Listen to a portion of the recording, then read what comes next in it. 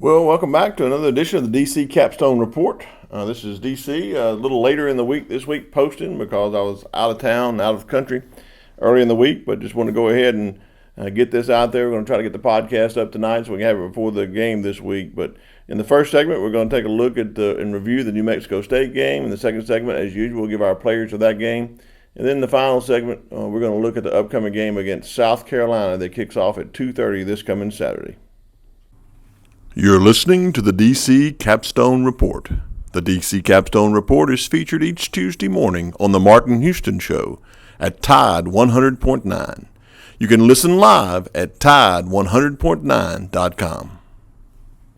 Well, it's great to be back with another edition of the DC Capstone Report. We really appreciate all of you listening out there. The past game against New Mexico State was a game that we called and thought it would be 62-10 victory for the University of Alabama. Alabama seemed to be hitting on all cylinders and playing. And again, this game they used an opportunity to mix up their offensive line. Chris Owens was out, nicked up, didn't play in this game. So Landon Dickerson played at center. So we saw another combination. Emil Achior was out. So that meant Evan Neal started at left guard. We saw Matt Womack at right guard and Dickerson slide over to center. Our tackles were still the same. Looks like that in the upcoming game, Chris Owens will be back. So I look for this offensive line to still be trying to gel and get together. Probably won't be into the Ole Miss game. We see them gel when Deontay Brown comes back from that suspension. But overall, I think our running game fared a little better in this game. We ran the ball better. I think we had 318 yards rushing. Part of that was the fact that one of Henry Ruggs' passes to him was called a lateral, so it counted as a rush instead of a passing yard. He ran the first play of the game back for a touchdown for 75 yards, which was a pass play, but because it was thrown behind the line of scrimmage, it was counted as a run play. So that added up to our yard. But the one running back that jumped out at me was Kelian Robinson. He came into the game. I pointed this out earlier on some podcasts that he's a freshman that's kind of been overlooked. He came in this game and really took his first play to the house for a touchdown. He had 5 rushes for 80 yards. Najee Harris had 68 yards. Brian Robinson had 57. So there was they ran the ball more, but they all averaged over 5 yards a carry. Every running back Alabama had averaged over 5 yards a carry, including the quarterback Tua, who ran the ball 2 times for 33 yards and a touchdown. But overall, I think it was a good offensive performance. We passed the ball well. We ran the ball well. Special teams was fantastic. Reichard kicked the ball well on extra points and field goals. And then Skylar DeLong came in and did the punting, which I think gave Reichard a little rest and kept his leg lively and helped him in the kicking game. So good to see all of our team on offense hitting on all cylinders. On defense, another defense performance when you only give up 10 points to anybody is a good game. I thought we played well. I think the twos got in late in the game and got a lot of experience playing. It was good to see them to get in the game and play, and some players that didn't have much experience didn't do as well down the stretch, but we still held them right before the end of the game so they didn't score another touchdown. And that'll give them some help going into later in the year when they may have to play to give them some experience and learn from their mistakes. But overall, our starting defense did really well. I think in this game, again, we were because New Mexico State threw the ball a lot, we were in our dime defense or our nickel defense a lot. So didn't have both freshman linebackers in there, but when they played, I think both linebackers did a good job again in this game, and so I was pleased with our defensive performance overall. So just another game that Alabama played in a lot of heat. I think we saw less cramping from our team than we did from any of the other teams on that Saturday. It was so hot, and that credit has to go to our head trainer. Just think our training people, our nutritionists, get the players in the best condition possible.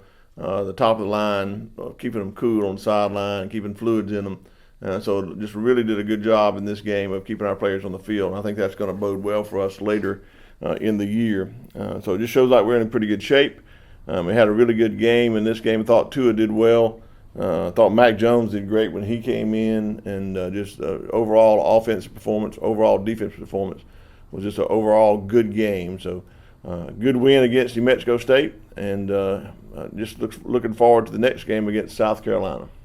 Well, in the second segment here, just want to highlight the players of the game against New Mexico State, and there was just 2 that stood out to me. I've already mentioned The freshman was Kelian Robinson. He came in. I told our listeners out there to watch for him several podcasts back. Came in the game, did a great job, scored a long touchdown run, has that flash, that speed. So my freshman of the game is definitely Kelian Robinson. The offensive player of the game, you don't have to look very far. Again, it has to be Jeudy. Jeudy in this game just did so well, running routes, blocking, catching the ball. I think in this particular game he had 8 receptions for 103 yards and 3 touchdowns. So overall, just a great performance by Jeudy. And just thought that he did everything right in this game. He says himself, critiquing himself, he didn't do everything right because he missed a block, he thought, on that Henry Ruggs touchdown run. But I thought he did well in every aspect of the game, so he's my offensive player of the game. On defense, Xavier McKinney, to me, had a great game on defense. He had 5 tackles and 1 assist. He was very active in coverages and pass breakups.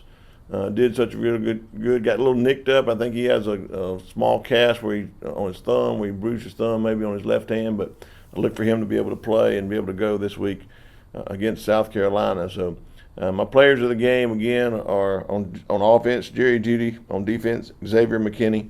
And freshman of the week, freshman of this game had to be Kelian Robinson. Did a great job coming in as a running back position, and look for him to play more as he gets more reps down the road. I think his change of pace, scat back with his hitting the hole quickly with this kind of juggling this offensive line.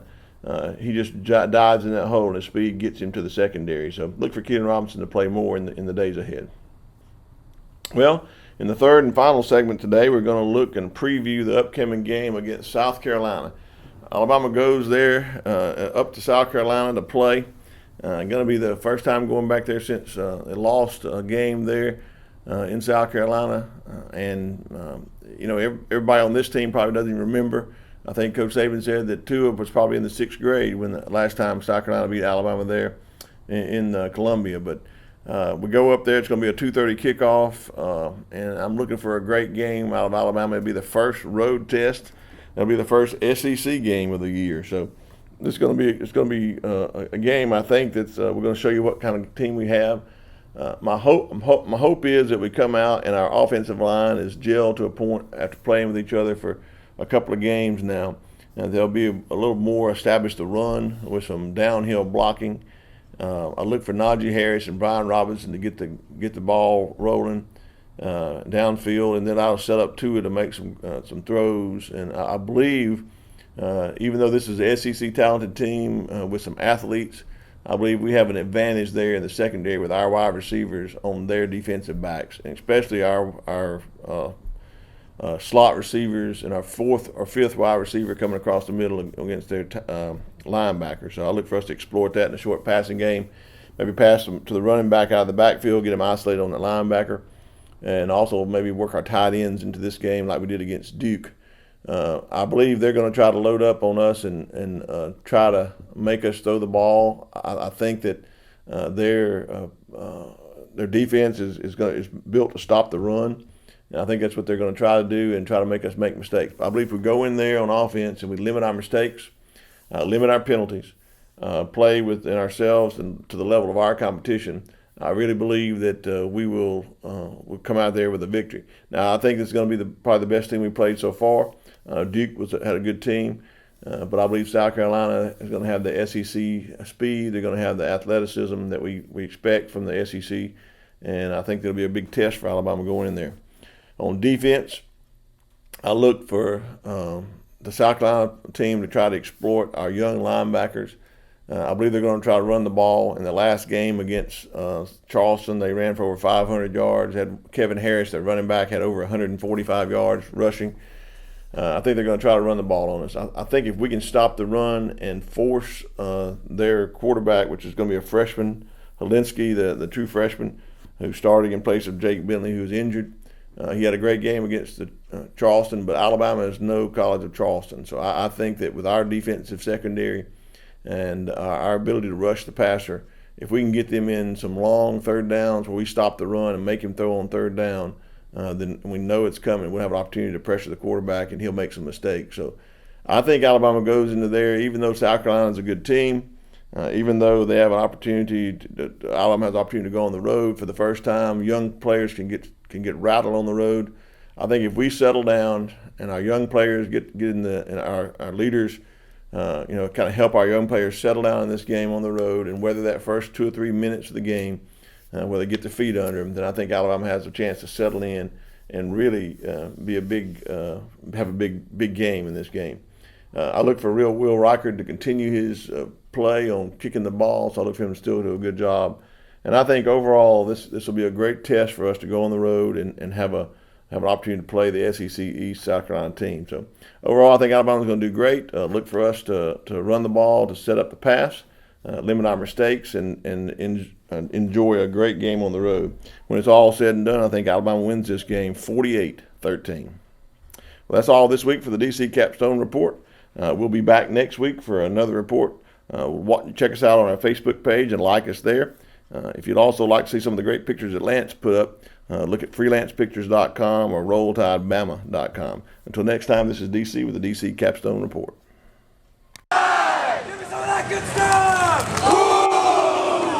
Yeah!